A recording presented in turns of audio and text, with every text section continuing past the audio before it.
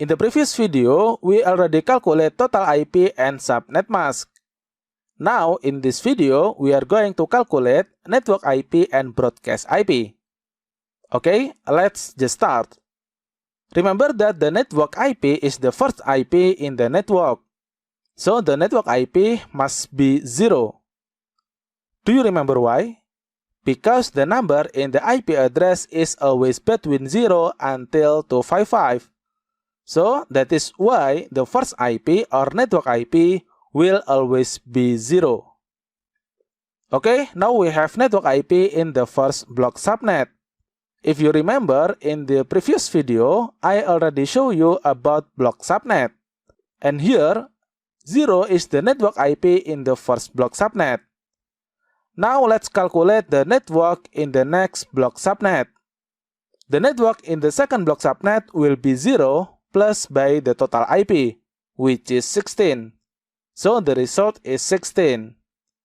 For the third block subnet, the network is 16 plus by the total IP again, which is 16.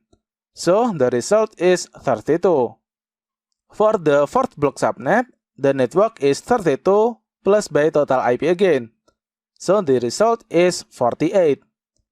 The fifth block subnet, the network is 48 plus by total IP again.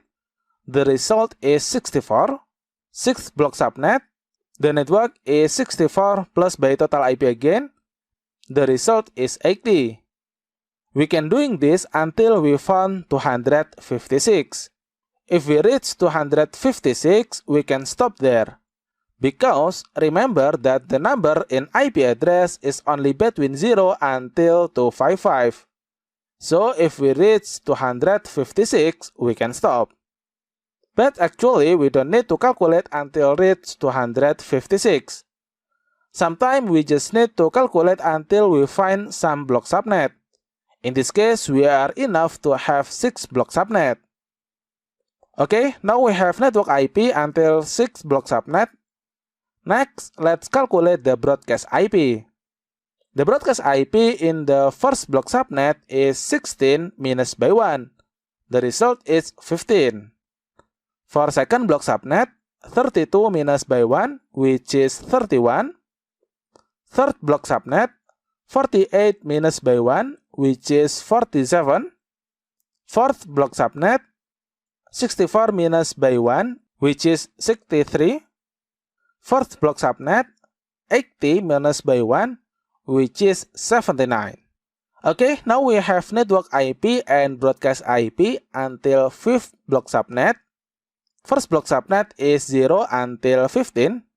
Second block subnet is 16 until 31. Third block subnet is 32 until 47. Fourth block subnet is 48 until 63. And last, fifth block subnet is 64 until 79. Next, we need to determine which block subnet we will use. In this case, I will use the second block subnet. So the network IP is 16 and the broadcast IP is 31. Let's write it. The network IP is 172.16.10.16. This 16 is the result of our calculation before, and the broadcast IP is 172.16.10.31. This 31 is the result of our calculation before. Okay, now we have done calculating the network IP and the broadcast IP, and also we already determined that we will use the second block subnet. Last, we need to calculate IP range. Remember that network IP and broadcast IP will never can be used. Let's try it in Cisco Packet Tracer. We are going to use the network IP 172.16.10.16 with subnet mask 255.255.255.240. And we will see that we will get an error. Go to PC and set the IP to 172.16.10.16. And the subnet mask is 255.255.255.240. Okay, here we can see that we get an error. It will also the same if we use broadcast IP. We will also get an error. Let's try it. 172.16.10.31 and the subnet mask is 255.255.255.240. Okay, here we can see that we also get an error. So the conclusion is that network IP and broadcast IP will never can be used. And the IP that we can use is in the range IP. Okay, now let's calculate the IP range. Here we can see that the network is 16. So the IP range is start from 17 until before 31, which is 30. So the IP range is 172.16.10.17 until 172.16.10.30. We can use this IP for our 12 PC.